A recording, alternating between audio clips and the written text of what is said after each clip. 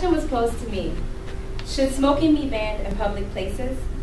Now, the answer to this controversial question lies first in the definition of a public place, then in whether or not our society is willing to give up certain things for the ban on smoking. Now, there was a beautiful wife, singer, performer, who devoted her time and effort to helping her sickly, paralyzed husband. She sang and performed in the smoke-filled bars for years and developed lung cancer. The woman I speak of was the late Dana Reeve. She was the wife of Superman, Christopher Reeve. Dana was never actively smoked a day in her life, but was exposed to it through her work. The type of smoking that Dana Reeve conducted was called passive smoking, or better known as secondhand smoking. Unfortunately, 53,000 people die each year that are dangerously exposed to secondhand smoke. I'm sure that we can all name at least one deadly toxin in a cigarette. One may say arsenic, another may say tar, someone else may say formaldehyde. But of the dangerous 4,000 chemicals in a cigarette, 43 of them are carcinogenic, meaning they directly cause cancer.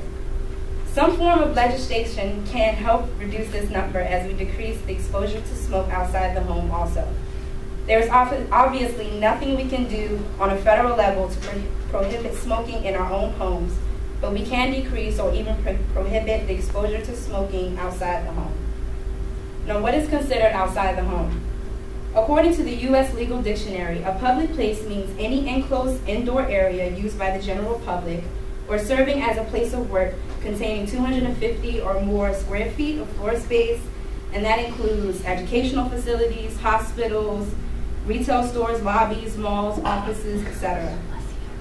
Before discussions began, smoking and the freedom of smoking was never addressed.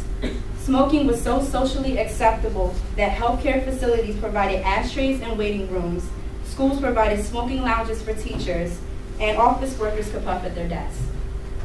Now, according to Wikipedia, tolerance and courtesy were encouraged as a way to ease heightened tensions between smokers and those around them, while avoiding smoking bans. In the U.S., states were encouraged to pass laws providing separate smoking sections. Restaurants in particular took on smoking separate sections to accommodate their patrons. Many have experienced this separation while making reservations. The hostess would energetically ask you, smoking or non?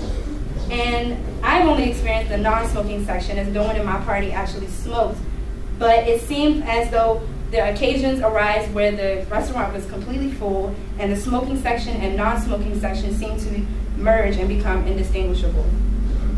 Some have also witnessed the smoking section behind a glass wall.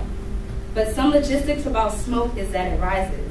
If you've ever had the opportunity to have firefighters come out to your elementary school, the first thing they tell you is that in the case of a fire, you get as low to the ground as possibly as fast as you possibly can. It's because smoke rises. The glass wall that I've witnessed doesn't go all the way to the ceiling. And so in a crowded restaurant, the smoke will rise and fill the restaurant anyway. So has this become an effective solution? I think not. What else could we possibly do? Legislators nationwide and internationally have provided us with an option as to the next step. To move towards a healthier nation, legislators have stated a claim in the support of a new course of action. This course of action is better known as a smoking ban.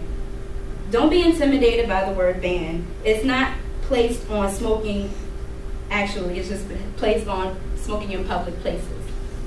The success of this ban multiplied, and other states incorporated some type of smoking ban. Right now, the U.S. population, 71% of the U.S. population are currently under a smoking ban as we speak. And 41% of the population live under bans that are just included in workplaces and restaurants and bars. The state of Pennsylvania, for instance, has incorporated a smoking ban. The statewide ban took effect in 2008, making cigarette, cigar, and pipe smoking illegal in all restaurants, office buildings, schools, sports arenas, theaters, and bus and train stations. There were a dozen exceptions to this bill, though, which ensured that smoking was still allowed in some bars and taverns, private clubs, nursing homes, tobacco shops, and portions of casino floors. Big cities have known to be taken to the ban easier than small mom and pop establishments of the U.S. This difference To account for this difference, for the small establishments have instead spent more time developing and increasing food sales. We can eliminate any death by association by encouraging our legislators to adopt the ban if they haven't done so already. By ensuring a clean air America, the likelihood behind many cases of secondhand smoke, lung cancer will and can decrease. If we just do our part, things can improve. What can we do? We're young, no one listens to us. Don't believe that. You can make a change. The young vote-eligible demographic, which is under 30, has an increasingly high margin of supporters nationwide. There is power in numbers. You can do a quick 2-minute search for your state on a website like statehealthfacts.org and check to see if your state has some form of an indoor smoking ban. If you notice that your home state does not, you may write to your representative and demand some form of a ban. In the letter to your representative, you can make sure that you specify the type of ban that you would like to see your state have. Now, we probably can't clean all the air in our ozone, but we can definitely stop contributing to it.